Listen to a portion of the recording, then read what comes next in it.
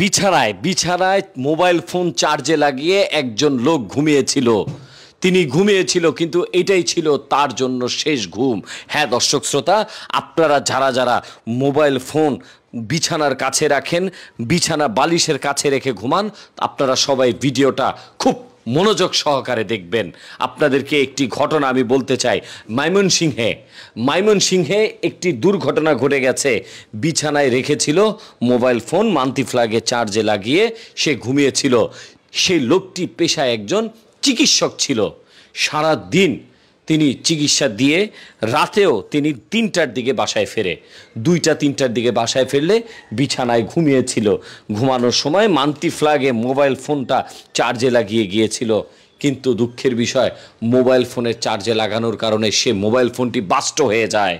আর সেটা বাস্ট হলে তার হাত, মুখ, চোখ সব কিছু ঝলসে যায়। তাৎক্ষণিক তাকে হাসপাতালে ভর্তি করা হলেও কিন্তু তাকে আর বাঁচানো যায়নি। কয়েক দফায় তাকে অস্ত্রোপচার করা হয়েছিল, কিন্তু সেই চিকিৎসককে আর বাঁচানো যায়নি। এতটা মর্মান্তিকভাবে, এই যে দেখতে পাচ্ছেন মোবাইল ফোন, এটা কিন্তু সাধারণ একটা ফোন না, এটা একটা বোম। এটা মানুষের জীবন কেড়ে নিতে পারে। এমনই একটি মর্মান্তিক ঘটনা ঘটে গেছে ময়মনসিংহে। চিকিৎসক তরিকুল ইসলাম যখন ঘুমিয়েছিল, তিনি জানতো না এটাই তার জীবনের জন্য শেষ ঘুম।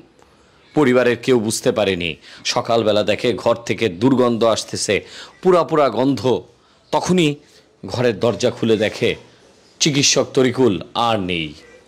তাকে হাসপাতালে ভর্তি করা হলে তাকে আর বাঁচানো সম্ভব হয়নি।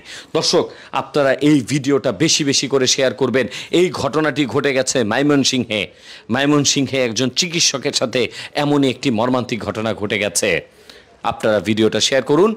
এই ভিডিওটা থেকে আপনারা অবশ্যই একটি শিক্ষা গ্রহণ করবেন, যেন পৃথিবীতে আর কোনো লোক এইভাবে এত মর্মান্তিকভাবে, নেক্কারজনকভাবে যেন মৃত্যু না হয়।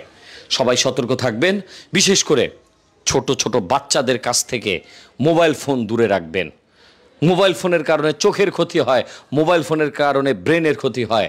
আর এই মোবাইল ফোনের কারণে আজকে দুনিয়া থেকে চলে যেতে হলো একজন চিকিৎসকের। সতর্ক থাকবেন আর এই পরিবারটির জন্য সবাই দোয়া করবেন। আমিন।